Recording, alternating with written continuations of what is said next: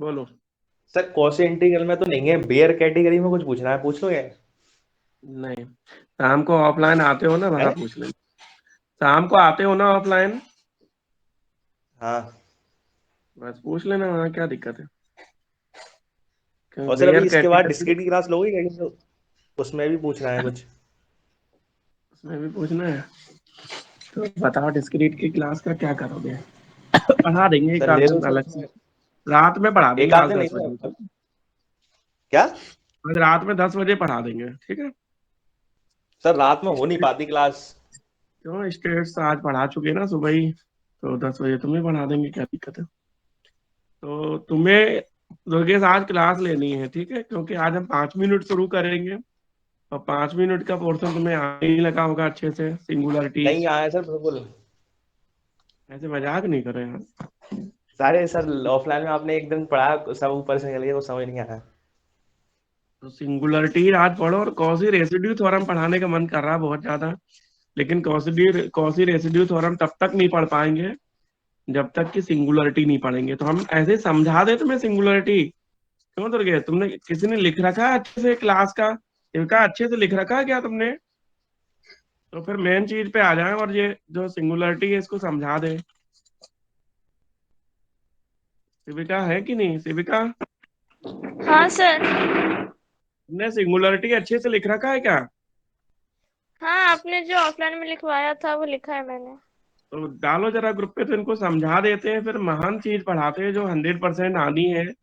Quasi residue theorem, जिसके बिना paper ही नहीं बन सकता है, उसको पढ़ा देते हैं। और बाकी चीजें ऐसे ही समझा देते हैं लोगों को, ठीक है?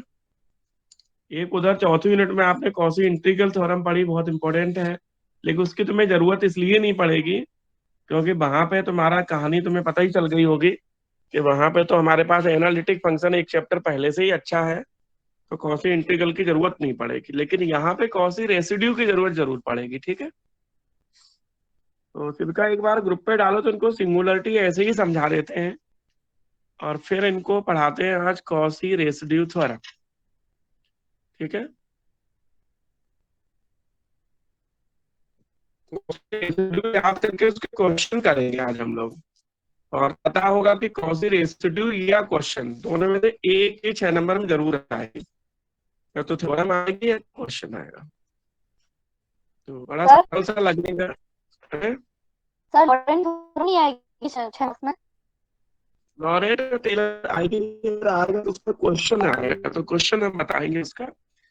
थ्योरम अगर आएगी तो यहाँ से बेटा कॉसी रेसिड्यू ही आएगी, और उसी का क्वेश्चन आएगा। अगर लॉरेंट का कुछ बात चल ही रोके तो वो क्वेश्चन भले ही टेलर या लॉरेंट का आ जाए, लेकिन वो अथवा में रहेगा। दो ही तो टॉपिक है उधर, एक टॉपिक में टेलर और लॉरेंट, और एक टॉपिक में ये कॉसी रेसिड्यू है। दो ही तो टॉपिक है। तो उधर से एक क्वेश्चन आएगा 6 नंबर का, तो इधर से भी 6 नंबर का एक आएगा। तो जो ये चैप्टर कर लेगा कॉसी रेसिड्यू, उससे कोई दिक्कत नहीं आएगी। तो हम लोग इसे पूरी तरह से कॉसी रेसिड्यू को अच्छे से करवा देते हैं, ठीक है? फिर तुम्हारी इच्छा है, कोई दिक्कत नहीं तो है, दो ही ज्यादा पढ़ टॉपिक है लोगे तो। 3 यूनिट में। हाँ, दो टॉपिक है, दो ही चैप्टर है, एक कॉसी रेसिड्यू, एक वो। तो एक बार अच्छे से पढ़ लेते हैं हम लोग यहाँ पे। अभी का डाला ग्रुप पे।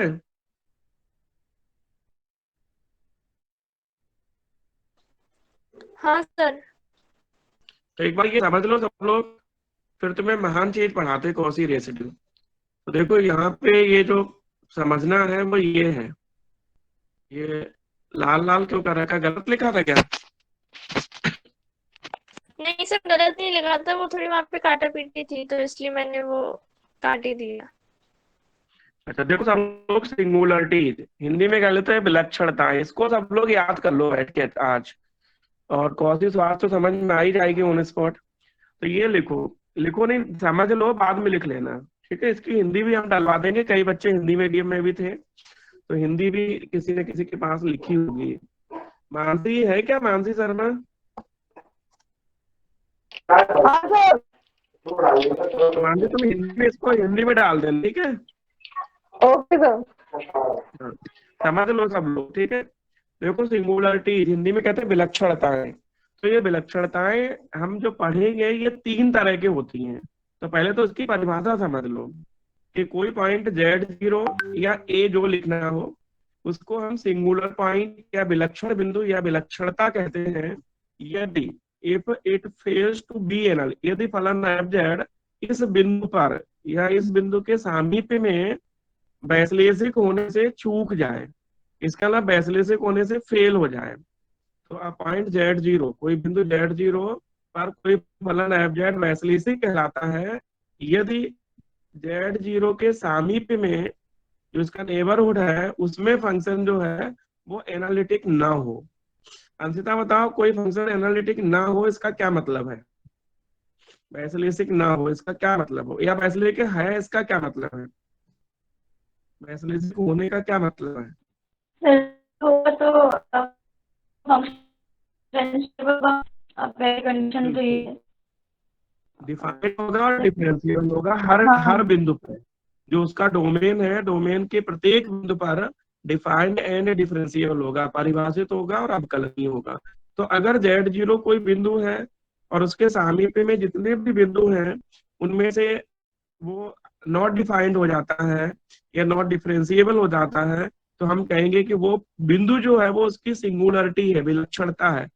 तो हर जगह अगर कोई फंक्शन डिफरेंशिएबल हो तो कोई बिंदु विलक्षण बिंदु नहीं होगा, लेकिन अगर और सब जगह डिफरेंशिएबल है और एक बिंदु ऐसा मिल गया इसके नेबरहुड में वो डिफरेंशियल नहीं है तो वो बिंदु विलक्षण बिंदु कहलाएगा।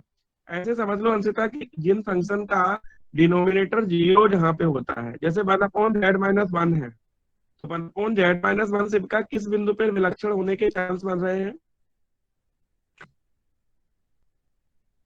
1/z-1 से है शिविका, ये किस बिंदु पर? बिल्कुल, Z=1 पर ये विलक्षण हो सकता है, सिंगुलरिटी हो सकती है, क्योंकि Z=1 पे ये इन्फिनिटी हो रहा है, नॉट डिफाइंड हो रहा है। ठीक है, यस कि विलक्षण का मतलब है कि वो किस बिंदु पे नॉट डिफाइंड या नॉट डिफरेंशिएबल हो रहा है। ठीक है, तो उस बिंदु को हम सिंगुलर पॉइंट या सिंगुलरिटी कहते हैं। ठीक, अब देखो सिंगुलरिटी जो है वो कई तरह की होती है। एक होती है आइसोलेटेड सिंगुलरिटी और एक होती है non isolated singularity. Isolated singularity से भी क्या बताओ, आइसोलेटेड सिंगुलरिटी क्या होती है?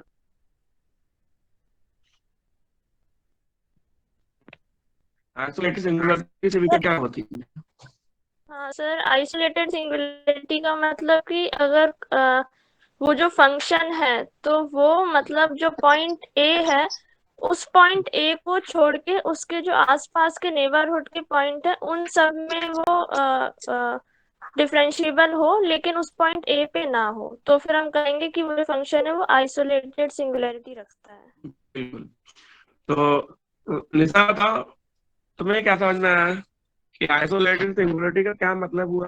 कि इकलौता बिंदु बच जाए, Z0 या A जो भी लेते हो, तो Z0 वो या A हमने लिखा है, कोई पॉइंट स्मॉल a जो है वो आइसोलेटेड सिंगुलरिटी पॉइंट कहलाएगा, विलक्षण।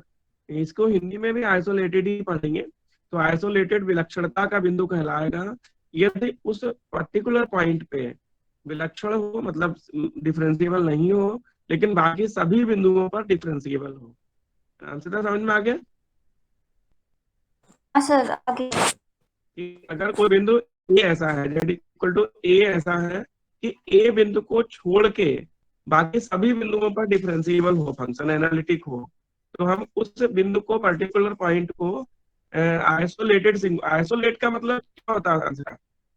सबसे अलग हो जाना, आइसोलेट अलग हो कर जाना। देना। मतलब ये इकलौता ऐसा बिंदु है जहाँ पे ये अलग नेचर शो कर रहा है, बाकी सब बिंदु एक जैसे हैं।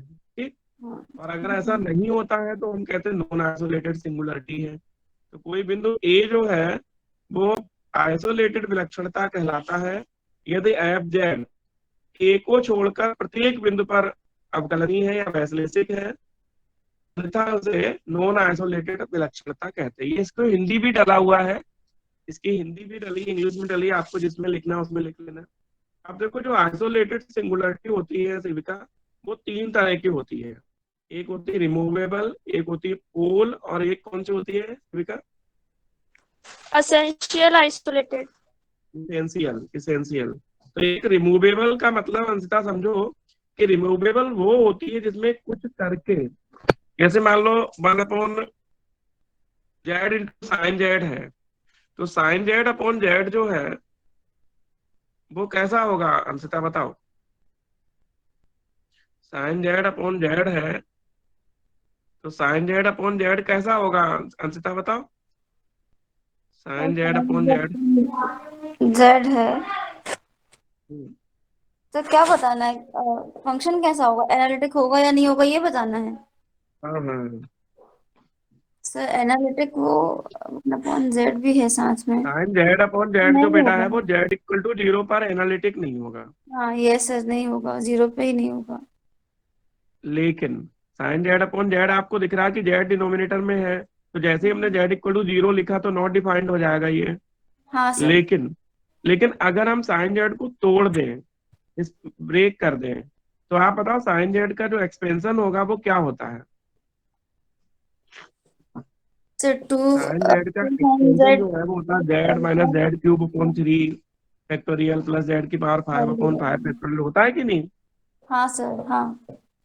तो उसमें जो फंक्शन होगा बेटा तो वो जेड से डिवाइड करेंगे तो वैसे ही 1 माइनस आ जाएगा। तो यहाँ ये रिमूवेबल सिंगुलरिटी है, क्योंकि जैसे ही हम साइन जेड को एक्सपेंड करेंगे तो जो जेड डिनोमिनेटर में होके गड़बड़ कर रहा था वो डिफाइन करने लगेगा फंक्शन को, समझ रहे हैं।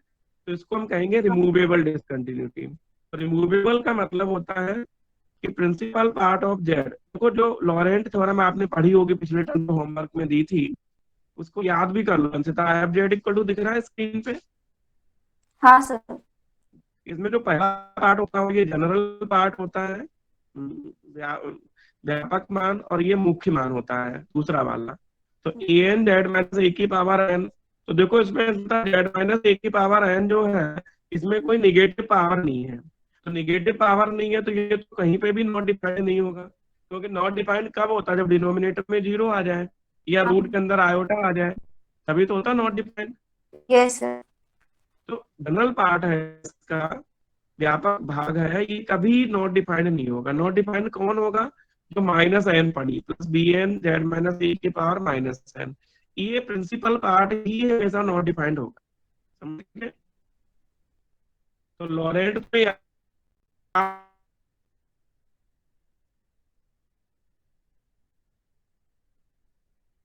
लिखिए स्क्रीन पे, F Z equal to summation A N Z minus A की power N plus summation B N Z minus A की पावर माइनस एन, या B N upon Z minus A की पावर एन। तो जो principal part है इसमें B1 बी2 के जो कॉफिशिएंट है वो अपॉन में है, जैसे बी1 अपॉन जेड माइनस ए, बी2 अपॉन जेड माइनस ए का स्क्वायर, ऐसे तो होगा। तो ये जो पार्ट है ये इसको नॉट डिफाइंड करता है। ये क्या करता है, नॉट डिफाइंड। तो यहाँ पे जो लॉरेंट है ये इसको नॉट डिफाइंड कर देता है, ठीक है। तो यहाँ से हमें ये ऊपर लिखा दिख रहा होगा आपको कि यहाँ से देखो इन्होंने एग्जांपल भी दिखाया है कि साइन जेड अपॉन जेड है, तो साइन जेड अपॉन जेड कैसा, जेड इक्वल टू 0 पे नॉट डिफाइंड दिख रहा है। लेकिन जैसे ही हम साइन जेड को तोड़ेंगे तो वो जेड से जेड कट के 1 minus Z square upon 3 factorial plus Z की पावर 4 अपॉन 5 ऐसे हो जाएगा। इसका मतलब जेड इक्वल टू 0 पर ये रिमूवेबल सिंगुलरिटी शो कर रहा है। इसका हिंदी में भी रिमूवेबल ही लिखेंगे, वैसे कुछ लोग आपने भी लिखते हैं लेकिन आपने की जगह रिमूवेबल ज्यादा सही है। तो अंशिता बताओ रिमूवेबल सिंगुलरिटी का क्या मतलब समझ में आया तुम्हें। सर ऐसी सिंगुलैरिटी, अगर कोई फंक्शन जो है किसी पॉइंट पे नॉट डिफाइंड हो रहा है, तो हम लेकिन उसको उसे रिमूव कर सॉल्व देंगे। करने पे, उसको सॉल्व करने पे या रीअरेंज करने पे वो डिफाइंड हो जाए तो उस पॉइंट को रिमूवेबल सिंगुलरिटी कहते हैं। जैसे जेड इक्वल टू हाँ 0 सर। पे ये नॉट डिफाइंड हो रहा था, लेकिन जैसे ही हम साइन जेड को तोड़ देंगे तो वैसे ही ये डिफाइंड हो जाएगा कि नहीं। हाँ सर। तो ये हो गई रिमूवेबल सिंगुलरिटी, रिमूवेबल विलक्षणता, ठीक। तो ये फर्स्ट टाइप हो गया। ये क्वेश्चन भी अंशतः आ सकता है कि define singularity and different type of singularity, ये भी 6 नंबर में आ सकता है। लेकिन हमें लगता है कि कॉची रेसिड्यू ही आएगा, करना इसे भी तैयार। दूसरा हमने बताया पोल, शिविका बताओ, पोल ध्रुव किसे कहते हैं? ध्रुव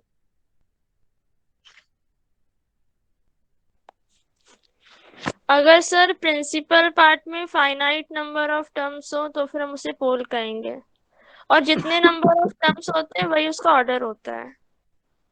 वेरी गुड, बहुत अच्छा। तो देखो अंशिता, जो हमने लॉरेंट थ्योरम पढ़ी है वो summation A N Z minus A की पावर एन जो है जनरल पार्ट है, व्यापक भाग है, और जो B N into Z minus A की पावर एन माइनस एन है ये प्रिंसिपल पार्ट है।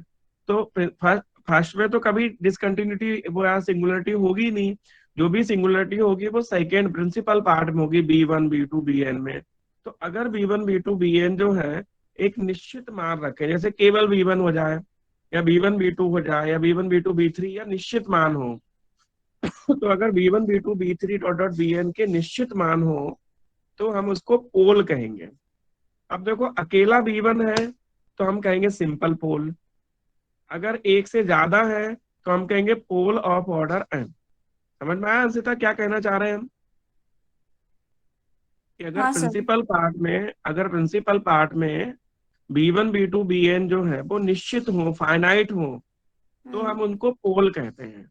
अब दो बातें हैं, अगर मान लो केवल v1 है, केवल v1 अपॉन जेड माइनस ए लिखा है, तो इसका मतलब ये सिंपल पोल है, सरल ध्रुव है।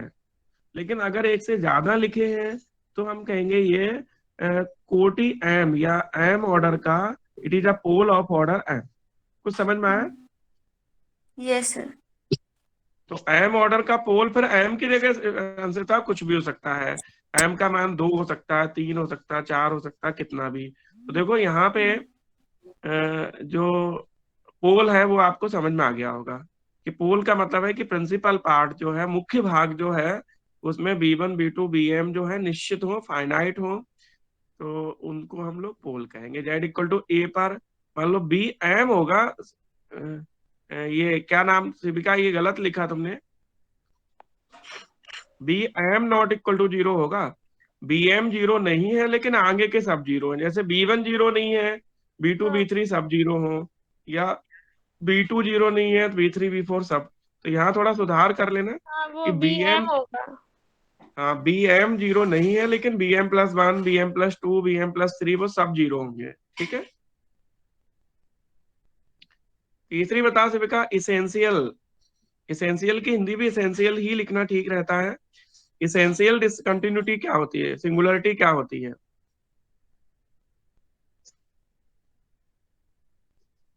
बताओ शिविका। सर एसेंशियल में जो प्रिंसिपल पार्ट है उसमें इनफाइनाइट नंबर ऑफ टर्म्स है किसी point z equal to a पे, तो जो z इक्वल टू a है वही कहलाता है एसेंशियल सिंगुलैरिटी।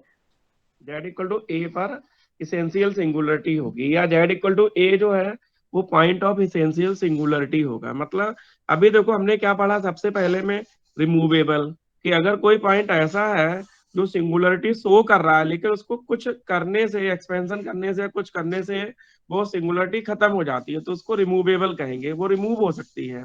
दूसरी हमने कहा पोल। पोल का मतलब है कि उसमें B one B two B M जो है वो निश्चित हो, उनकी संख्या परिमित हो और बाकी सब 0 हो, तो पोल कहलाएंगे। वो पोल दो तरह के होते हैं, एक होता सिंपल पोल जिसमें केवल एक वैल्यू होगी v1, और एक होता पोल ऑफ ऑर्डर m, उसमें एक से ज्यादा होंगे। और इसेंशियल अंशिता वो होती है जिसमें, अंशिता तो तुम्हें क्या समझ में आया इसमें इसेंशियल में, कि प्रिंसिपल पार्ट जो है उसमें इनफाइनाइटली मेनी पॉइंट्स हो, मतलब बहुत सारे बिंदु हो, अनंत बिंदु हो, b1 b2 b3 dot dot b infinity तक, तो हम उसको कहेंगे कि ये इसेंशियल आइसोलेटेड विलक्षणता है, इसेंशियल आइसोलेटेड सिंगुलरिटी है। तो हिंदी इसकी नहीं हो पाएगी, हिंदी होती नहीं है, तो आप सबको जो है वो पढ़ना है। ठीक है। अब देखो सर एक बहुत बार ही पोल इंपॉर्टेंट, और एसेंशियल को डिफरेंशिएट कर दीजिए एक बार। पोल जो है उसमें निश्चित संख्या में B one B two B M होते हैं। जो अपना वो है ना, जो लॉरेंट सीरीज देखो एक बार दोबारा, तो जो लॉरेंट सीरीज है बेटा यहाँ देखो, ये लॉरेंट सीरीज है, summation A N Z minus A की power N plus B N upon Z minus A की पावर एन, या B N into Z minus A की पावर माइनस एन। तो फर्स्ट पार्ट जनरल पार्ट को तो छोड़ दो, जो प्रिंसिपल पार्ट है अगर उसमें निश्चित संख्या में पद हो, जैसे b1 b2 दो ही है, तो वो पोल कहलाएगा। कितने ऑर्डर का? 2 ऑर्डर का, तो इट हाँ is a sir. Pole of order 2। अगर हम्म 3 है तो it is a pole of order 3।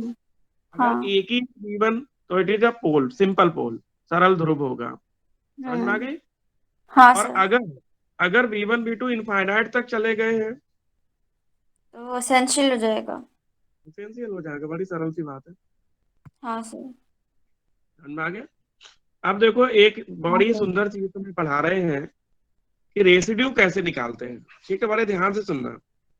तो पहले तो हम ये बताएं कि रेसिड्यू अगर सिंपल पोल है तो कैसे निकलेगा। तो सिंपल पोल में कितने पॉइंट होंगे अंशिता? सर एक पॉइंट होगा। एक ही होगा। तो हम्म एक कौन होगा? b1, अकेला b1 होगा, तो हाँ सिंपल सर। पोल होगा। तो सिंपल पोल अगर है तो उसमें केवल एक पॉइंट होगा। और जैसे मान लो z इक्वल टू ए है तो simple pole, z equal to A 2 बार आया तो pole of order 2, z equal to A 3 बार आया तो पोल ऑफ ऑर्डर 3। समझ में आ गया? हाँ सर आ गया।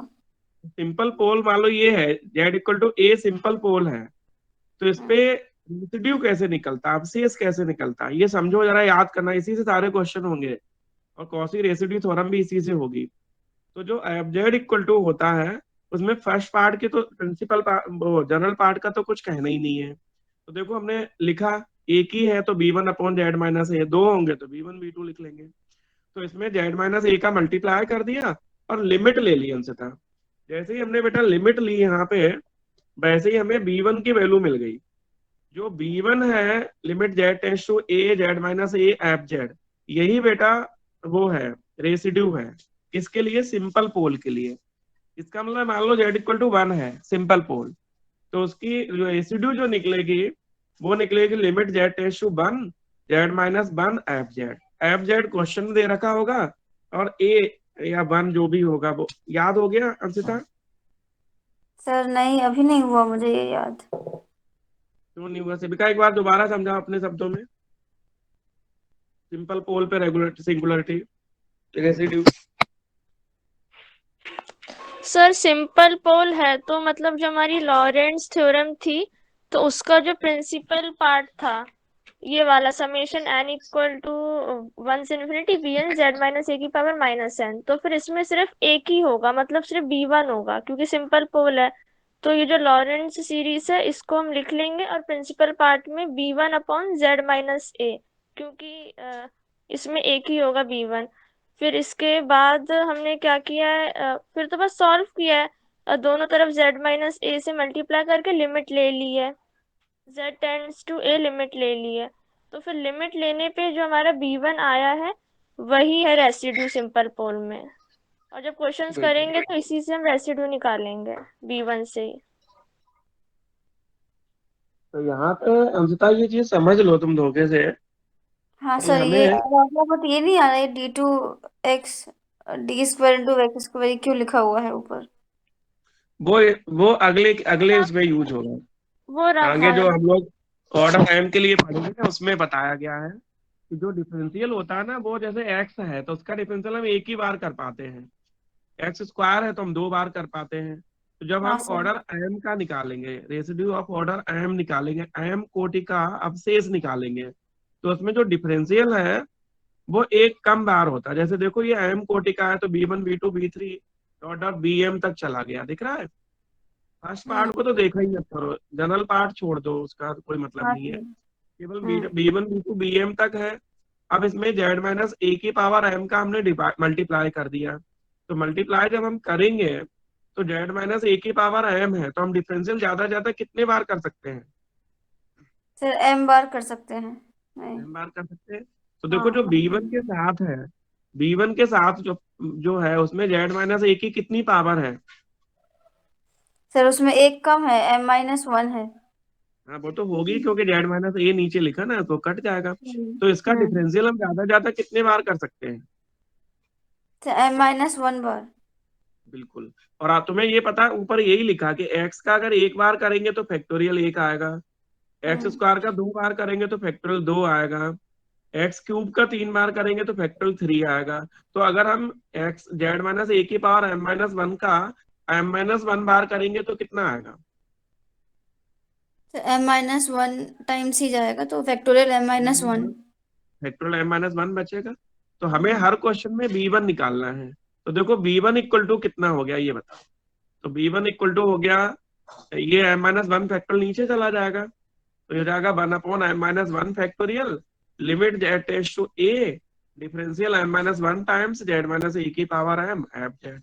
इसे फिर एक बार समझ लो कि जो जनरल पार्ट है उससे हमें कोई लेना देना नहीं है, हमारा लेना देना पूरे यूनिट में b1 b2 bm से है। तो सबसे पहले तो देखो z - a की पावर m का मल्टीप्लाई किया, तो मल्टीप्लाई करके जो है वो लेफ्ट हैंड में तो है ही z - a की पावर m, लेकिन राइट हैंड में b1 जो है उसके साथ होगा z - a की पावर m-1। फिर हमने m-1 टाइम्स डिफरेंशियल किया, तो देखो अंशिता जो m-2 m-3 है वो सब जीरो हो जाएंगे। जैसे एक्स स्क्वायर का 3 बार करोगे, 4 बार करोगे तो जीरो होंगे कि नहीं होंगे डिफरेंशियल? यस सर, होते जाएंगे। तो m-1 बार जब डिफरेंशियल करेंगे तो केवल b1 वाला कॉफिशिएंट डिफरेंशिएबल होगा, b2 वाला जीरो, b3 वाला जीरो, डॉट डॉट सब जीरो हो जाएंगे कि नहीं?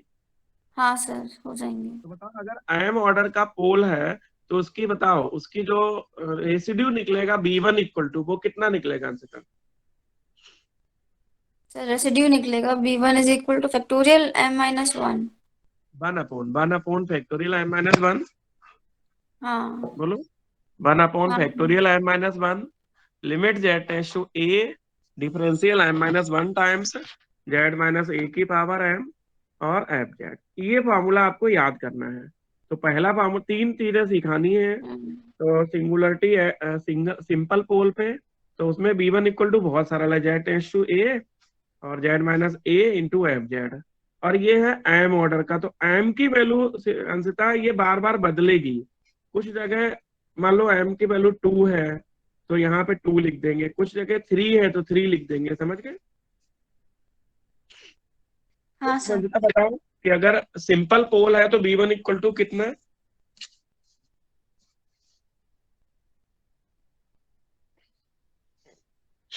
सिंपल पोल है तो b1।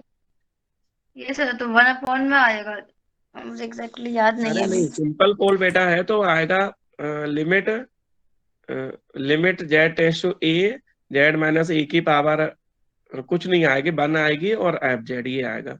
और अगर m कोटि का पोल है, पोल ऑफ ऑर्डर m है, तो ये सामने फॉर्मूला लिखा 1/m-1 फैक्टोरियल।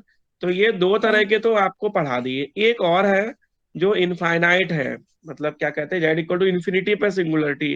वो अभी हमने पढ़ाया नहीं है क्योंकि उसकी अभी जरूरत भी नहीं पड़ने वाली है, ठीक है? उसे अभी थोड़ी देर में पढ़ा देंगे, ठीक है? तो अभी यस। देखो ये क्वेश्चन देखो Anshita, F Z equal to 1/z minus sine Z दिख रहा है? हाँ सर। तो इसमें जो सिंगुलरिटी होगी वो डिनोमिनेटर से ही होती है, हर से होती है, हर को कहाँ पे नॉट डिफाइंड हो रहा है। तो z माइनस साइन जेड को जीरो रखो अंशिता, और हाँ सीरीज सर। आपको याद होगी साइन जेड की, याद है कि नहीं? हाँ सर, याद है। तो वो सीरीज क्या होती है, z - z³ upon 3 factorial plus हाँ z की पावर 5/5 फैक्टोरियल, यही होती है। हाँ सर। तो देखो z से z कट जाएगा और z³ पूरे में से कॉमन आ जाएगा। तो जब z³ पूरे में से कॉमन आएगा अंशिता और हम z³ को जीरो लिखेंगे तो z का मान कितना निकलेगा? 0 आ जाएगा सर। कितने बार आएगा? 3 टाइम्स आएगा, पावर 3 तो है ये क्योंकि। बताओ ये कितने ऑर्डर का है, ये कितनी कोटि 3 का और थर्ड सिंगुलरिटी ऑर्डर है का, या पोल है? It third is order. Pole of order 3। Yes ये सर। 3 कोटि का, it is pole of order 3, 3 कोटि का पोल है। अब ऊपर देखो अंशिता जो फॉर्मूला लिखा b1 इक्वल टू, इसमें m की जगह कितना लिखोगी? सर 3 लिखेंगे। 3 लिखेंगे। और a की जगह कितना लिखोगी? सर एक ही जगह पर 0। बिल्कुल a की जगह 0, क्योंकि 0 पे सिंगुलरिटी है। z इक्वल हाँ टू a 3 बार आए तो a जो है वो होता है ना सिंगुलरिटी। हाँ सर। तो और एफ जेड की जगह कितना लिखोगे? तो ये पूरा function 1/z minus sine Z. बस अब तुम्हें कोई भी दुनिया में फंसा नहीं सकता, कोई भी क्वेश्चन कर लो। देखो ये रेसिड्यू आ गया, z इक्वल टू 0 पे m की जगह 3 लिखा तो 1/3 - 1 मतलब 2 फैक्टोरियल। d की पावर m - 1 डिफरेंशियल है तो 2 बार डिफरेंशियल होगा। जेड माइनस 0 की पावर 3, एफ जेड की जगह 1/z-sin z। कोई दुनिया में ऐसा नहीं है जो तुम्हें फंसा ले, बस 2 बार डिफरेंशियल करना है यहाँ पे। तो ये कौन सी बड़ी बात, अंशिता बता, सर डिफरेंशियल करना कोई बहुत बड़ी बात? हाँ बोलो शांत। सर ये आपने ये लिखा है ना कि then to find poles let z minus sin z बराबर 0, तो मतलब वो 0 पे है इसलिए 0 रखा है। अगर वो मान लो 2 पे होता तो z माइनस sin z बराबर 2 रखते, क्या कि सब में 0 रखना है। सब में ही दुनिया के जितने क्वेश्चन हैं वो सब डिनोमिनेटर जब 0 होगा तभी तो नॉट डिफाइंड होगा भाई साहब। तो जितने दुनिया में क्वेश्चन है सबका डिनोमिनेटर 0 रख के जेड के मान निकालते हैं, समझ गए? तो डिनोमिनेटर को 0 रखना है और जेड के मान निकालने हैं। तो जो जेड के मान, मान लो जेड इक्वल टू 1 आ गया, तो ये सिंपल पोल हो गया। तो जेड इक्वल टू 1 के लिए सिंपल पोल का फॉर्मूला लगेगा। अभी उसका भी एक क्वेश्चन करवा के दिखाते हैं। और सर पहले ये क्वेश्चन समझ लो, क्योंकि ये 3 कोटि का पोल ऑफ ऑर्डर 3 है। सिंपल पोल वाले में भी सर b1 ही निकला था और ऑर्डर m वाले में भी b1 ही निकला था, ये समझ नहीं आया। हाँ फॉर्मूला अलग है ना, उसमें फॉर्मूला अलग है ना। सिंपल पोल है तो b1 equal to limit Z tends to a Z minus a into F Z है, और इसमें जो है ये फॉर्मूला है, m की जगह 3 है। फॉर्मूला तो समझ आ गया, लेकिन मतलब सिंपल वाले में सिर्फ एक टर्म रहता है तो b1 निकला, लेकिन नहीं ऑर्डर अरे, में m वाले जो रेसिड्यू है वैसा वो b1 ही होता है। जो b1 इज रेसिड्यू, अवशेष जिसको कहते हैं ना, वो b1 ही होता है। चाहे वो इन्फिनिटी के लिए भी अभी अपन करेंगे 1-2 दिन में, तो इन्फिनिटी के लिए भी b1 ही निकलेगा। तो जो रेसिड्यू होता है वो b1 होता है। इसको हम लिखते हैं residue at z equal to a। इसमें z इक्वल टू 0 पे लिखा, नीचे देखो r लिखा ना, r का मतलब रेसिड्यू, इसको r लिख लो या r ही s लिख लो, residue at z equal to 0। तो जो b1 है वो रेसिड्यू है, अवशेष है, समझ रहे? हाँ सर। r जो है वो अवशेष है। तो ये बहुत बड़ा गणित है दुर्गेश, थोड़ा टाइम तो देना पड़ेगा, 2-3 दिन तो देने पड़ेंगे। समझ में जरूर आएगा, ये हमारी गारंटी है। हाँ सर और ये नहीं, जिसको भी नहीं आया उसको घर पे आके समझाने आएंगे हम, चिंता मत करो, समझ में जरूर आएगा दुर्गेश। हाँ सर, ये अभी तक जितना करा वो तो आ गया। सब आ जाएगा, चिंता मत करो। कहते ना, चिंता न करो धना, करो खर्चा चपेट के, ये लाइन सुनी होगी तुम लोगों ने। तो चिंता मत करो, आराम से जिंदगी को जियो। आज नहीं तो कल, हम जिस दिन ये कह दें भाई अब नहीं पढ़ा रहे तुम्हें, उस दिन तुम लोग शिकायत करना कि ये समझ में नहीं आया। जब तक हम पढ़ा रहे हैं तो हमें पता है ना कौन सी चीज दोबारा समझानी, कौन सी चीज फिर समझानी है, कौन सी नहीं समझानी है। जब हम ये कह दें कि अब कोर्स खत्म, अब तुम करो जाके, तब हमसे शिकायत करना, ठीक है? तो z इक्वल टू 0 पर जो रेसिड्यू निकलेगा वो कैसे निकलेगा, 1/2 फैक्टोरियल लिमिट z। तुमने से कहा लिमिट क्यों छोड़ दी यहाँ? 1/2 फैक्टोरियल के बाद लिमिट तो एज इट इज रहेगी बहन जी, क्यों? अच्छा, तो मैं लिखना भूल गई हूँ। लिमिट तो एज इट इज चलती रहेगी ना, जब तक लिमिट लगाएंगे नहीं तब तक चलती रहेगी वो। तो लिमिट आगे कंटिन्यूटी में रहेगी। तुमने तो लिखी नहीं, कहीं भी लिमिट नहीं लिखी, तो ये सब लोग सुधार कर लेना। ये लिमिट कंटिन्यू रहेगी, और जब तो ये हो जाएगा तब जाके हम जेड की जगह 0 लिमिट रखेंगे, तब इसका आंसर आएगा 3/10। एक आध क्वेश्चन और दुर्गेश तुम्हें पढ़ाते हैं, जिससे कि इसका कॉन्फिडेंस लेवल तुम्हारा बढ़ जाए, ठीक है दुर्गेश भाई? हाँ सर, बोर्ड पे समझा देना, ऐसे ओरली नहीं। हाँ बोर्ड पे एक आध क्वेश्चन और समझाते, सिंपल पोल का पहले समझाते, ठीक है दुर्गेश? दुर्गेश भाई, हाँ जी एक सर। सिंपल पोल का फॉर्मूले तो दोनों याद हो गए ना दुर्गेश, b1 और b2? सर b1 एक वाला b2 तो तो होता ही नहीं है, हाँ b1। तो b1 का फॉर्मूला दुर्गेश हर जगह रखना है। जो रेसिड्यू है वो b1 ही होता है भाई साहब, ठीक है? b1 is residue. अब वो पॉइंट अलग अलग होंगे, कभी कुछ पॉइंट होगा, कभी कुछ पॉइंट होगा, कभी कुछ पॉइंट। एक क्वेश्चन लिखते हैं दुर्गेश, पहला ही एग्जाम्पल लिखते हैं किताब का, क्योंकि कई बार जब नया सिलेबस आता है तो पहला जो पॉइंट है वही लिखो question. Find residue of F Z equal to z² upon ये पहला ही एग्जाम्पल है तुम लोगों की किताब का, z-1 z-2 z-3। तो एफ जेड इक्वल टू लिखा है का अवशेष ज्ञात करो। तो अवशेष निकालना वैसा लिख लिया, find residue of function F Z equal to Z square upon z-1 z-2 z-3। तो शिविका सबसे पहले ये बताओ कि जो एफ जेड है उसका रेसिड्यू के लिए हमें पोल तो चाहिए। हाँ सर। पोल का मतलब ध्रुव, ध्रुव का मतलब कि कहाँ पे फंक्शन जीरो हो रहा है, ठीक है, वो हाँ। नॉट डिफाइंड हो रहा है। तो बताओ उसके लिए हमें क्या करना पड़ेगा। सर डिनोमिनेटर को 0 रखेंगे। रखो और बताओ कितने वैल्यू जेड के आ रहे हैं। तो 1 देखो 2 3। To find pole of F Z, तो to find pole of F Z, अभी हमने एक चीज जानबूझ के छोड़ रखी है कि इन्फिनिटी पे, जेड इक्वल टू इन्फिनिटी पे कैसे निकालते रेसिड्यू, वो अभी तुम लोगों को हम बताएंगे, ठीक है। तो पहले ये देख लो, तो find pole at F Z. तो pole of F Z, F Z का क्या कहते हैं हिंदी में, ध्रुव, ध्रुव ज्ञात करने के लिए क्या रखेंगे, z-1, डिनोमिनेटर को हमेशा जीरो रखेंगे। अभी कोई पूछ रहा था कि ये किसको जीरो रखेंगे, तो डिनोमिनेटर को जीरो ही रखेंगे, ऐसे नहीं कि 1 लिख देंगे 2। तो जेड के जो वैल्यू निकले हैं 1 2 3, ये शिविका किस तरह के पोल है, पोल ऑफ ऑर्डर कितने हैं या सिंपल पोल है। सर ये पोल ऑफ ऑर्डर m वाला है, इसका इसका क्यों ऑर्डर मजाक 3। करते हो बेटा, ऑर्डर 3 का पोल तब होता है जब जेड इक्वल टू ए 3 बार आए। अच्छा, तीनों दूसरा तब सेम। होता था, हाँ हाँ, दो एक जैसे आएंगे तब उसको कहेंगे, 2 बार एक जैसा आएगा कहेंगे तो पोल ऑफ ऑर्डर 2, 3 एक जैसे आएंगे तो कहेंगे पोल ऑफ ऑर्डर 3। जैसे अभी आया था जेड इक्वल टू 0 0 0, हाँ, ये कैसे पोल है, ये सिंपल पोल है। Z equal to 1 Z equal to 2 Z equal to 3 are simple pole, सरल ध्रुव है, यस सिंपल सर। पोल है। दुर्गेश समझ में आ रहा है, दुर्गेश हाँ सर, आ रहा है सर। क्या आ रहा है, कि अगर z की मतलब सेम वैल्यू मल्टीपल टाइम्स में आए तो वो ऑर्डर m का होगा, अगर अलग अलग आए तीनों तो वो सिंपल पोल होंगे तीनों के लिए।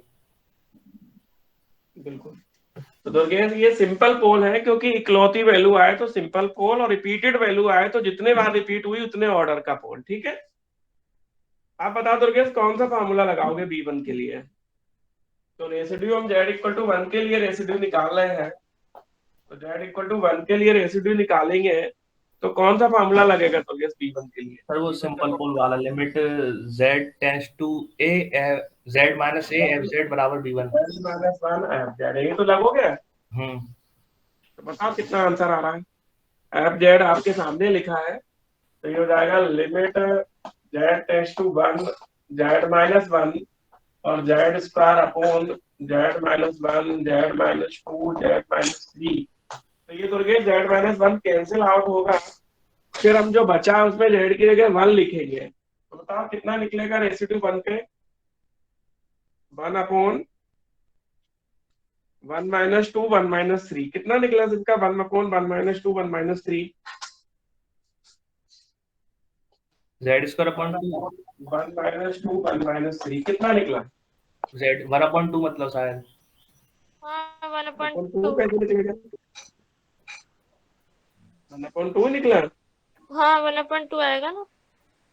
ठीक है, अगला रेसिड्यू निकालो 2 के लिए, तो residue for z equal to 2। अब तो समझ में आ गया रेसिड्यू कैसे निकलते हैं। हाँ सर, आ गया। सर ये आपने यहाँ पे लैंग्वेज क्या बोली थी, सिंपल पोल लिखा है वो वाली line. Z equal to 1 Z equal to 2 Z equal to 3 लिख तो दिया, आर सिंपल पोल, सरल ध्रुव है। अब अंततः 2 के लिए रेसिड्यू लिखो, तो limit Z tends to 2 z-2 f z, निकाल लो अंततः, बताओ कितना आ रहा है जेड इक्वल टू 2 के लिए पोल।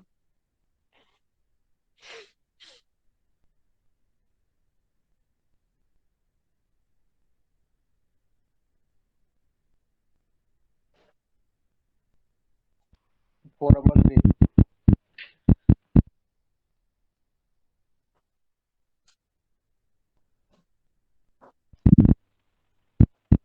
-4।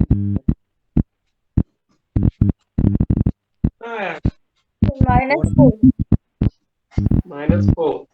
अगला निकालो तीसरा residue at z equal to 3। तो ये आएगा limit z tends to 3 z - 3 f z। Tanmay समझ में आ रहा है ये कैसे निकाल पा रहे हैं हम?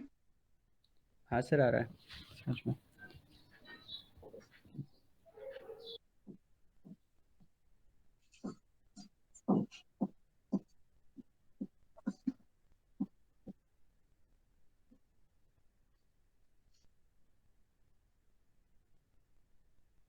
सर 9/2।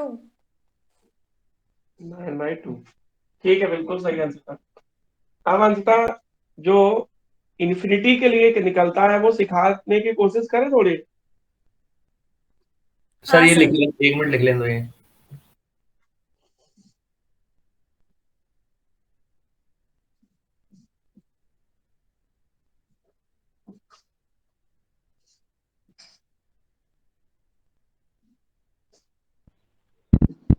टू के लिए ये रेसिड्यू 4/3 नहीं आएगा? इसके लिए टू के लिए देखते हैं। z-2 से z-2 कट जाएगा। अब हमें z की जगह 2 लिखना है, तो 2 का स्क्वायर 4 होगा, यहाँ 2 - 1 1 होगा, यहाँ 2 - 3 करेंगे तो कितना आएगा? -1। माइनस से माइनस करके ठीक ठीक -4 ही आएगा। सही तो है। आ गया। 2 - 1 2 - 3 आएगा ना नीचे। तो 2 - 1 1 होता है, 2 - 3 -1 होता है, तो माइनस और ऊपर 4 2 स्क्वायर।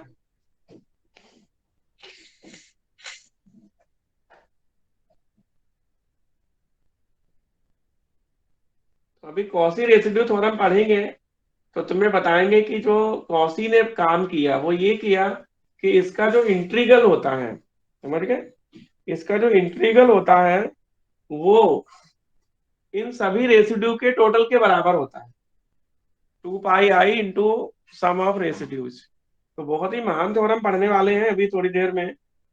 उससे पहले जल्दी से अच्छे बच्चे बन जाओ और एक नई चीज सीखो।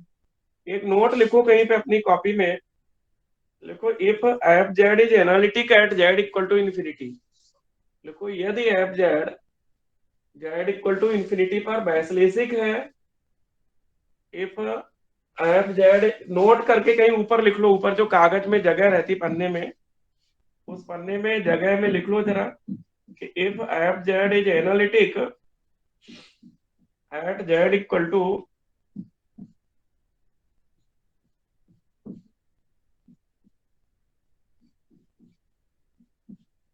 लिख लिए। यदि F z z equal to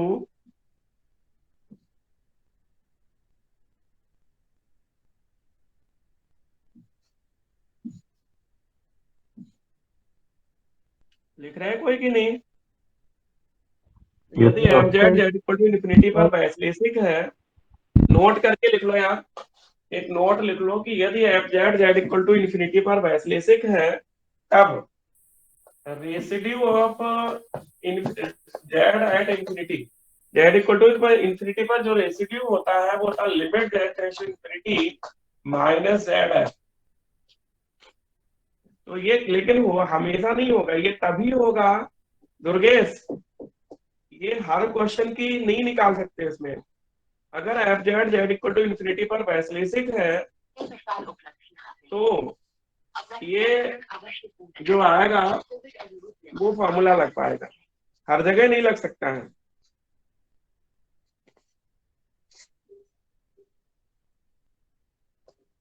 तो लिखा इन्फिनिटी पर सर ये F Z minus equal to Z है, limit Z tends to minus Z into F.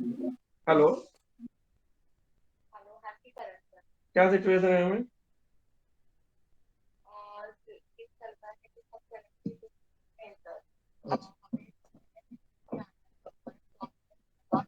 Profit हो रहा है और बाकी जो है मतलब लॉस हो रहा है।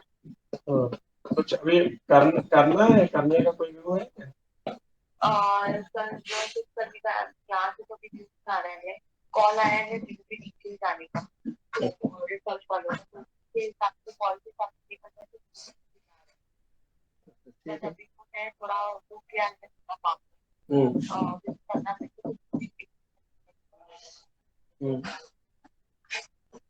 अभी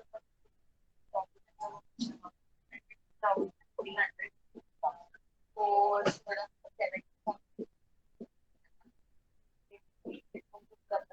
तो नीचे लगा दो या 10-10 लॉट करके लगा दो, 10-10 लॉट करके या तो लगा दो या फिर इकट्ठे लगाना तो इकट्ठे लगा दो। तो निकालो सिविका, यहाँ से निकालो limit z tends to infinity minus z cube upon, यहाँ z कॉमन लेंगे, z सब में से कॉमन ले लो तो बचेगा 1 minus 1 upon z, 1 minus 3 upon z, 1 minus 3 upon z। कितना आएगा दुर्गेश?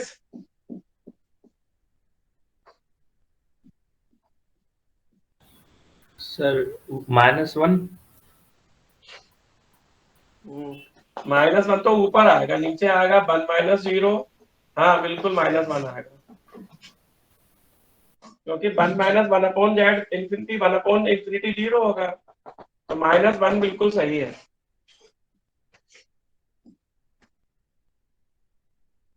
ठीक है, अब इनका सम निकालो दुर्गेश, सम ऑफ रेसिड्यूज। तो कॉची थ्योरम क्या कहती है, कॉची रेसिड्यू थ्योरम? सर लेकिन इस क्वेश्चन में हम इन्फिनिटी पे क्यों निकाल रहे हैं? इसमें तो पोल्स 1 2 3 आया है ना। पूछा है क्वेश्चन, पढ़ो पहला क्वेश्चन। हेलो, हाँ मैम। हाँ आप क्या कह रहे थे कि हाफ ऑफ पार्शियल करके हाँ, अगर मतलब 10 करके लगा दिया, हाँ 10-10 करके जीबीपी निकाल लेते, कम से कम कुछ प्रॉफिट जो निकल रहा है वो निकाल लेते। तो एक स्लॉट में क्या आएगा कि तुमने 101.80 पे लगा दी, दूसरा जो है 70 पे लगा दी, चलेगा सर? बिकॉज अभी तो 86-85 का दिखते हैं, अगर मैं पैसे भी कैलकुलेट करूँ तो 12 पैसे ही चलता है। ठीक, कोई बात नहीं, तो उसे ना 10 लॉट, हाँ 10 वहां पे बाय करने को लगा दो और 10 नीचे लगा देना। डॉलर कल जो हम लोगों ने 20 लॉट डॉलर सेल किए थे उसका प्राइस पता है?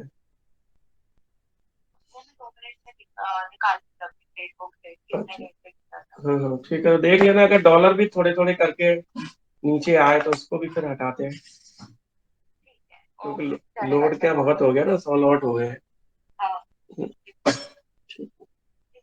कंफर्मेशन दीजिए सर, बाय करिए 1.80 पे लगाया है लिमिट 248048 कंफर्म करके हाँ ये एक और लिमिट लगा दी है, एक सर लगा दी 101.73 पे।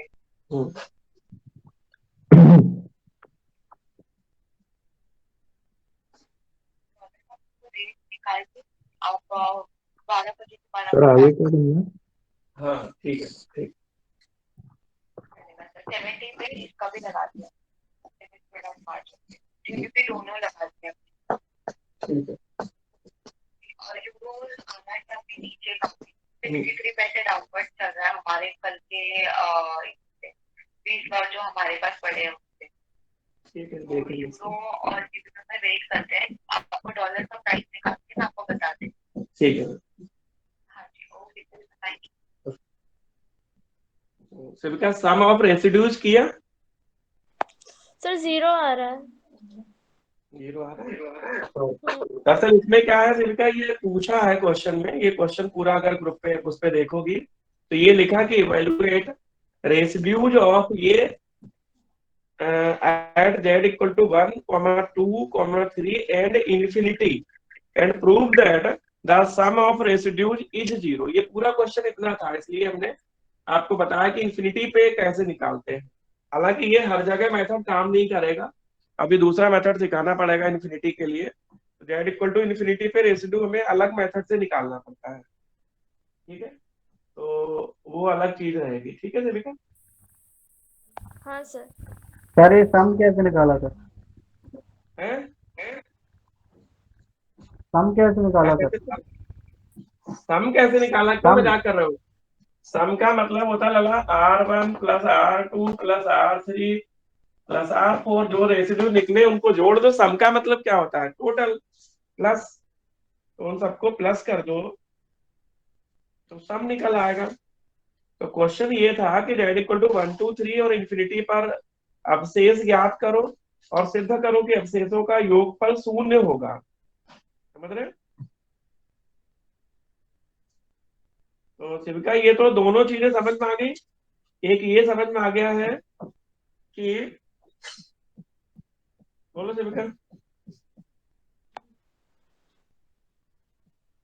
कौन कौन सी दो चीजें समझ में आ गई? एक तो ये समझ में आ गया है कि जीरो पर कैसे निकालते हैं, हाँ बोलो। और सर, सिंपल पोल के लिए रेसिड्यू और पोल ऑफ ऑर्डर m के लिए रेसिड्यू और इन्फिनिटी पे रेसिड्यू, ये तीन लेकिन चीजें। इन्फिनिटी पे हर क्वेश्चन में ये मेथड नहीं लगता है, ये केवल उन्हीं में लगता है जहां f z z equal to infinity पे एनालिटिक होता है। समझ गए बहन जी? हाँ सर। तो पहले खुशी मनाओ, नाचो गाओ, क्योंकि हम लोग उस चीज को पढ़ रहे हैं जिसके बिना पेपर बनना ही नहीं है। तो लिखो जरा, बहुत सरल भी है ये, और हिंदी इंग्लिश दोनों में। हिंदी में ये क्वेश्चन जो अभी पढ़ा रहे थे वो भी डाले हैं, और इसको भी अगर किताब तुम्हारे पास है तो किताब से ही हम पूरा करवा रहे हैं इसको भी।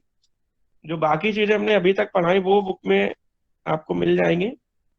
और ये जो कॉशी रेसिड्यू थ्योरम है, इसकी तो तारीफ करना एक तरह से ये होता है कि, क्या कहते हैं शिविका, कि जितनी तारीफ करो उतनी ही कम पड़ती जाए। क्यों?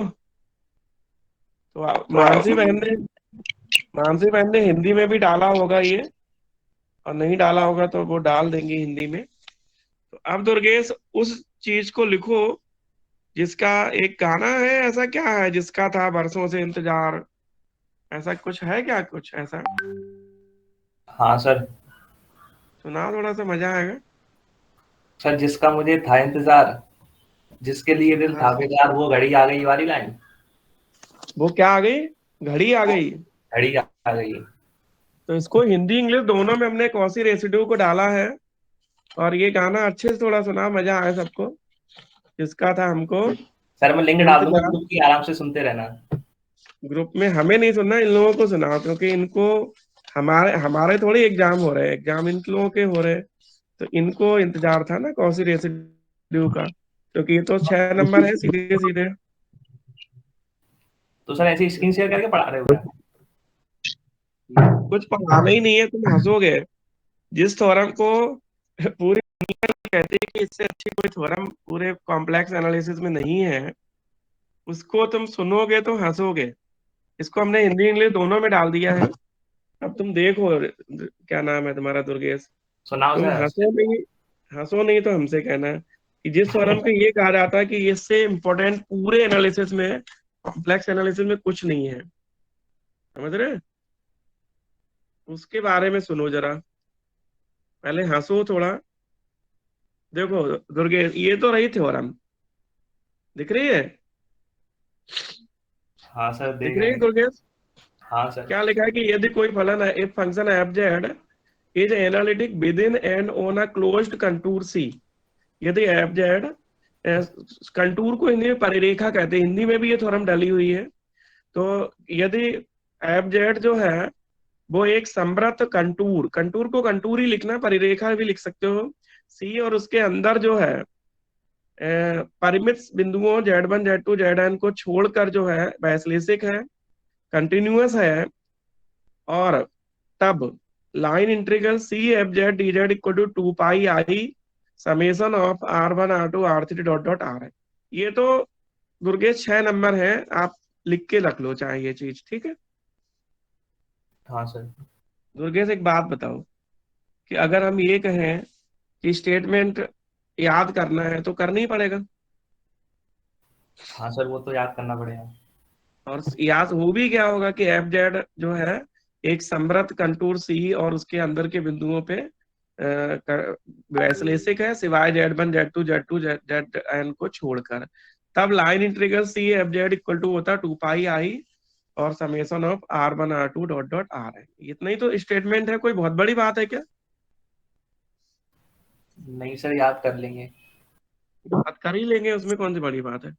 अब देखो इसका प्रूफ देखोगे तो तुम्हें बड़ी हंसी आएगी। ये प्रूफ है इसका। अब तुम सोचोगे ये कौन सी बला है, ये प्रूफ है, ये क्या है? सर ये तो हैंडशेकिंग लीमा जैसी लग रही है मेरे को। बिल्कुल बिल्कुल, लेकिन ये 6 नंबर है तुम्हारे लिए। ऐसा कभी नहीं हो सकता दुर्गेश कि कौसी रेसिड्यू या उसकी वो ना आए, समझ रहे? या तो कौसी रेसिड्यू आएगी बेटा या फिर वो आएगी, ठीक है। अब देखो इसमें कुछ नहीं करना है। पहले हमने कहा कि माना Z1 Z2 डॉट ZN जो है वो सी पर कैपिटल सी के अंदर जो है, सी के अंदर, इसलिए देखो ये क्लोज्ड कर्व बना सी, तो इसके अंदर Z1 Z2 Z3 dot dot ZN, ये क्या है? ये वो बिंदु हैं जो पोल है। पोल का मतलब समझते हैं दुर्गे? ध्रुव है। ध्रुव कौन होते हैं? सर पोल जेड की जो वैल्यू निकलती, मतलब पोल वो होता है जो एटलीस्ट एक बिंदु पर वो एनालिटिक ना हो। अरे पोल बेटा वो होते हैं जिसपे फंक्शन नॉट डिफाइंड होता है या एनालिटिक नहीं होता है। सर ठीक है, मैं कह रहा हूँ वो Z1 Z2 Z3 ये सी के अंदर है। देखो दोनों की डायरेक्शन को बहुत ध्यान रखना, ये पहले भी हमने तुम्हें पढ़ाया था कॉसी इंटीग्रल में। दोनों की दिशा जो है वो एंटी क्लॉकवाइज ली गई है, ध्यान रखना, इसका बहुत फर्क पड़ता है। तो अब देखो दुर्गेश Z1 Z2 ZN क्या है? बिंदु है, ठीक है दुर्गेश। और हमने ये मान लिया कि J1 J2, वहां अपन ने Γ1 Γ2 माना था, यहाँ J1 J2 JN जो है ये क्लोज्ड कंटूर है उसके अंदर, ठीक है। इनके सेंटर Z1 है, Z2 Z3 ZN है। और आपको पता है कि ये बहुत छोटे बिंदु होते हैं, एक छोटी रेडियस के सर्कल होते हैं जिनको हम अंदर उसके रखेंगे, बाहर नहीं निकल सकते ये एक भी। इनमें से एक भी Z1 Z2 के जो सेंटर लगा के सर्कल बनाए गए हैं, ये एक भी सी के बाहर नहीं निकल सकते हैं, क्योंकि सी के बाहर निकल गए तो समेशन उसका कैसे हो पाएगा। तो एफ जेड सी के अंदर एनालिटिक है, तो कौसी इंटीग्रल थ्योरम याद है दुर्गेश? वहां अपन ने Γ1 Γ2 लिया था, यहाँ J1 J2 लिया है, तो बताओ कौसी इंटीग्रल थ्योरम से क्या होगा? सर कॉस इंटीग्रल थ्योरम तो मुझे याद नहीं है। तो कोई बात नहीं, लिखी है सामने देखो, C F Z equal to Γ1 J1 F Z D Z plus J2 F Z D Z plus J3 F Z D Z plus JN F Z D Z, यही लिखा। हाँ सर। अब बताओ रेसिड्यू की अभी परिभाषा पढ़ी अपन ने कि रेसिड्यू जो है होता है R1 वो 1/2 पाई आई और इंटीग्रल J1 के लिए होगा, R2 ऐसे ही होगा, R3 ऐसे ही होगा, R4 ऐसे ही होगा, R5 ऐसे ही होगा, डॉट डॉट RN ऐसे ही होगा। अब ये जो R1 R2 R3 dot dot RN है, इसको वैल्यू लिखे अगर हम इंटीग्रल सी एफ जेड के अंदर, तो आंसर मिल गया। बोलो यही प्रूव करना था। सर इसमें ये समझ नहीं आया, बस ये by the definition of residue, ये कहाँ से ये तो अपन मतलब सिंपल पोल के लिए और वो ऑर्डर वाले के लिए तो अलग थी। इसी कितने लगेंगे? 3 लगेंगे, 4 लगेंगे, 5 लगेंगे, ये अरे 1 लगा। नहीं एक नहीं सर, तो हमें कौन तो देने पड़ेंगे ना, लगाने की कोई बात नहीं, लगा तो आप भी कौन तो हमको समझ लेने पड़ेंगे। तो हम बाद में जब आप लगाने जाओगे तो पॉइंट कहाँ से लोगे? तो हॉल में भी ऐसी लगेगा। आज तो तारीख खींचनी है ना सर हमको। अच्छा हमारे सोचा यार आज सर जाएंगे, कोई टेंशन नहीं है। कल अगर आपको वहाँ इसी लगाना पड़ा तब आप क्या करोगे? है ना? मैं कौन सा मैं दे देता हूँ, जहाँ आपको लगाना है वहां पर। इसमें ऐसी घर में 7 ऐसी हो जाएंगे। तो क्या करें दुर्गेश बाबू? सर मैं ये कह रहा था कि बाकी सब तो ठीक है, लेकिन ये दिया ना by the definition of residue, ये समझ नहीं आया ये। अरे ये तो यार रोज पढ़ा हुआ तुमने, कौन सी इंटीग्रल थ्योरम निकालो। रेसिड्यू क्या होता है बताओ? 1/2 पाई आई और कौन सी इंटीग्रल थ्योरम पूरी छपी आ रही है, निकालो कौन सी इंटीग्रल थ्योरम, पूरी कौन सी इंटीग्रल थ्योरम छपी है पूरी। तो मजाक करने लगते। सेविका तुम बताओ इनको यार। नहीं सर, मैंने सोचा ये सिंपल पोल या ऑर्डर एम वाले के लिए शायद रेसिड्यू कुछ है। नहीं नहीं, ये पूरी कॉसी इंटीग्रल थ्योरम छपी है। हेलो, नमस्कार जी साहब, बताओ।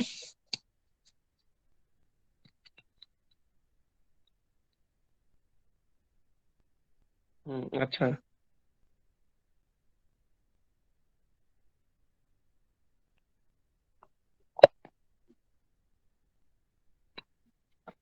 अब यार पैसे ही नहीं बचे अविनाश बाबू, सब पैसे खा गया मार्केट है।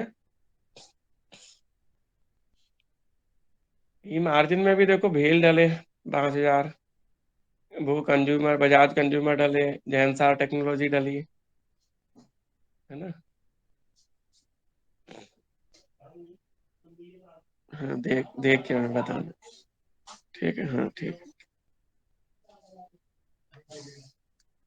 तो दुर्गेश, हम ये कह रहे बेटा, ये जो कॉसी इंटीग्रल थ्योरम है ना, वही छपी है जो R1 R2 तुम कह रहे हैं ना।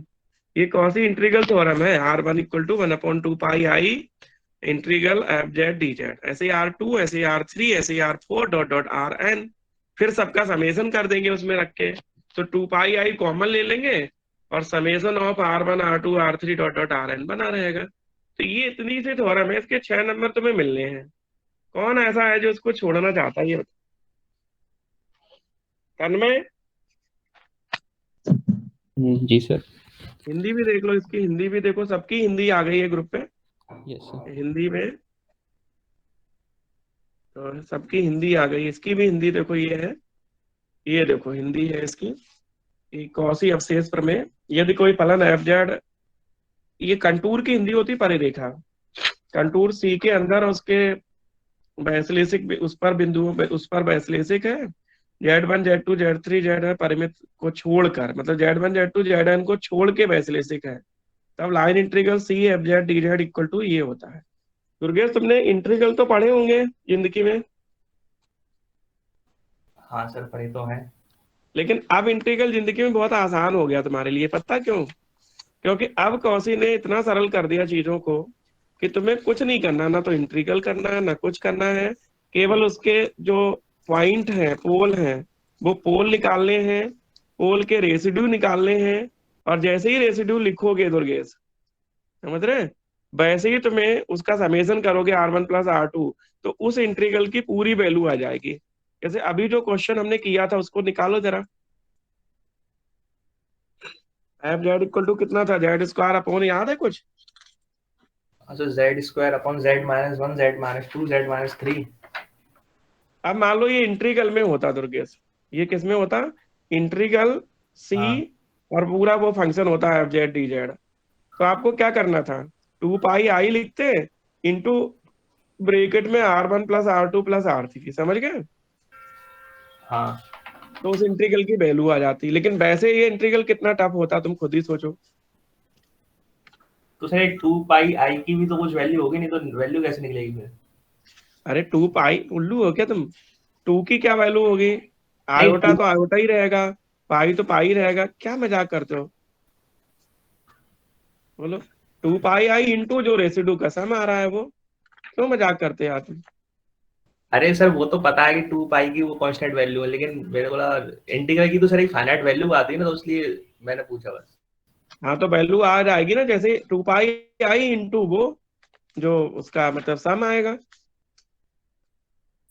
मतलब चलो एक क्वेश्चन देखो, अच्छा तुम्हें बताते हैं। वैसे तो कोई भी क्वेश्चन हम लोग उसी तरह से इंटीग्रल के अंदर कर सकते हैं, लेकिन एक चलो दिखा दे तुम्हें, अच्छे से मजा आएगा। ठीक है, देखो एक क्वेश्चन, ये क्वेश्चन लिखो, देखो क्वेश्चन दुर्गेश एक। सर फिर इसकी तो 0 आएगी, इस वाले की वैल्यू। हाँ बिल्कुल, 2 पाई इंटू 0 हो जाएगा। हाँ। कितनी होशियार हो शिविका तुम। शिविका एक क्वेश्चन देखो अपनी ही किताब से, तुम लोगों के पास किताब हो तो किताब का क्वेश्चन है ये। और कभी भी देखो, दो में से शिविका एक चीज आएगी, या तो कौशी अवशेष प्रमेय जो 6 में से 6 नंबर देगी तुम्हें, और हमें तो यही लग रहा कि यही आएगी। बाई चांस धोखे से मिस हो गई तो एक क्वेश्चन आ जाएगा। ठीक है, क्वेश्चन भी तुम्हारे बहुत अच्छे तैयार हो चुके हैं। देखो शिविका, ये क्वेश्चन देखो, एफ जेड इक्वल टू क्या लिखा था पढ़ो क्वेश्चन में, जेड की पावर सर कितनी लिखी है?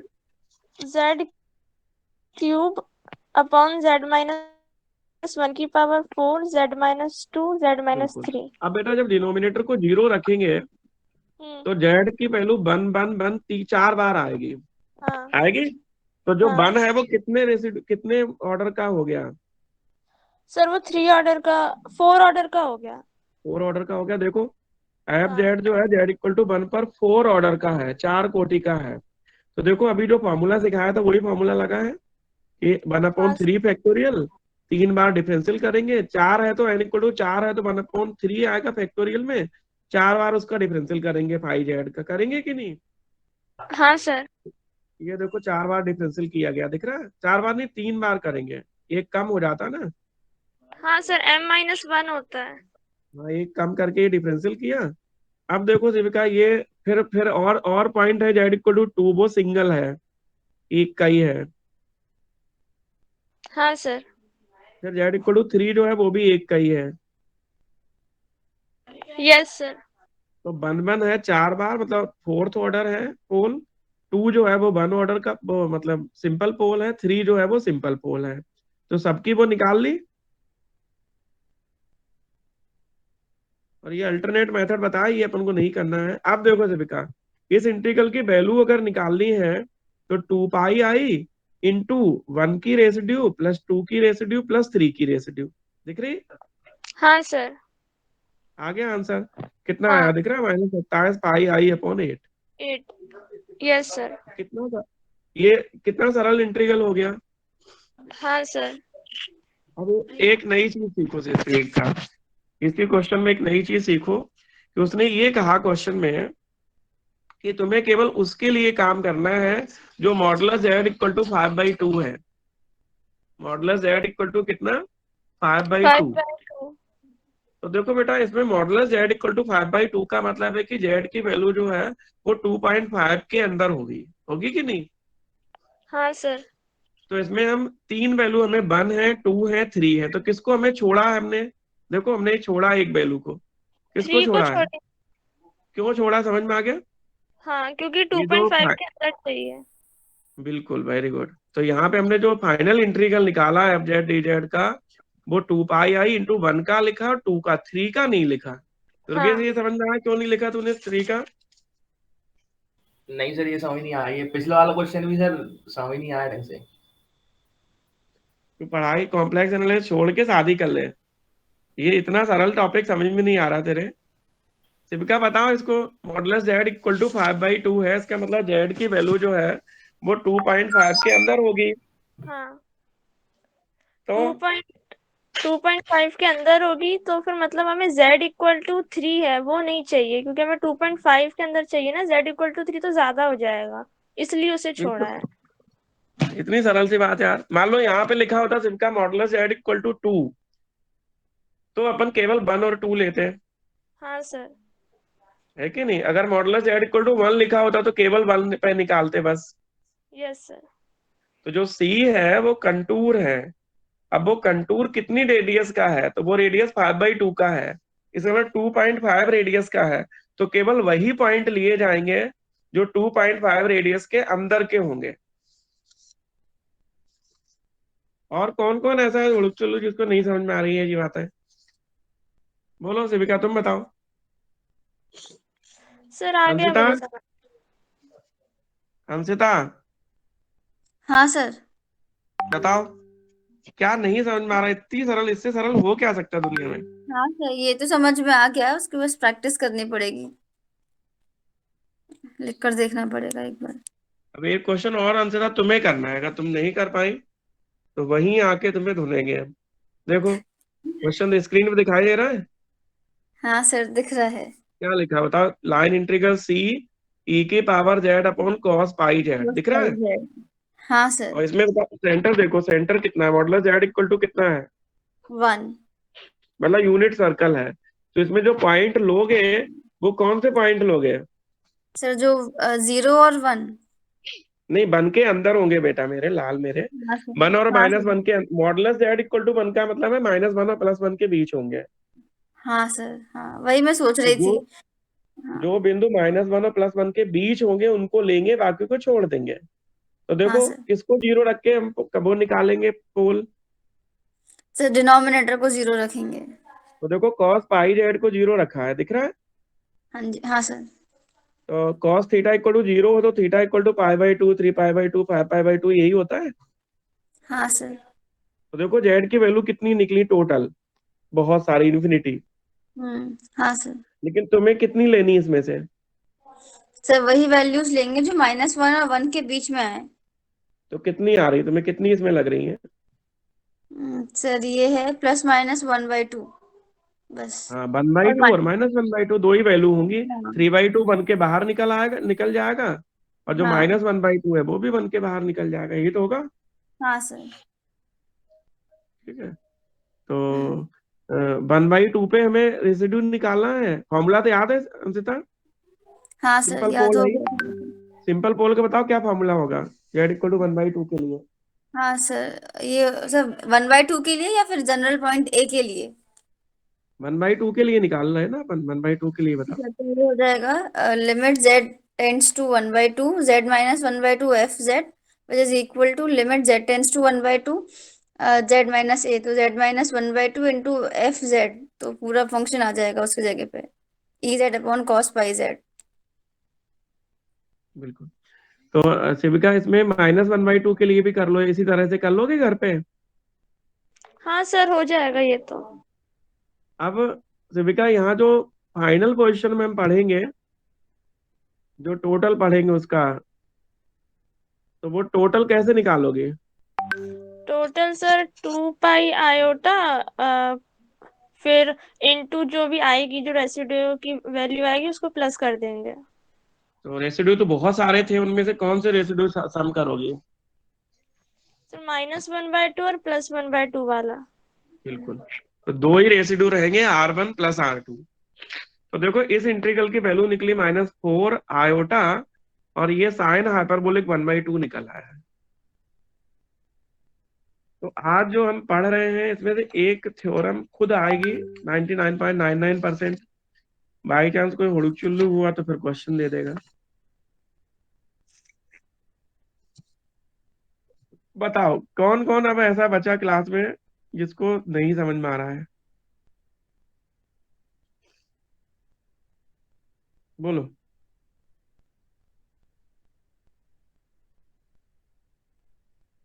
बोलो बोलो भाई, कौन कौन बचा है? बोलना अच्छा नहीं लगता क्या तुम लोगों को?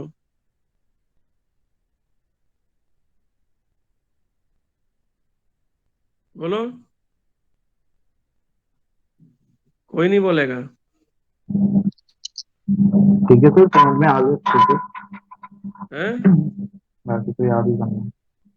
अच्छे से आ गए तो अच्छा था। और फिर एक बार पढ़ लेंगे, कोई दिक्कत नहीं है। ये यूनिट हमारे लिए कोई बहुत बड़ी चीज नहीं है, फिर एक बार पढ़ लेंगे।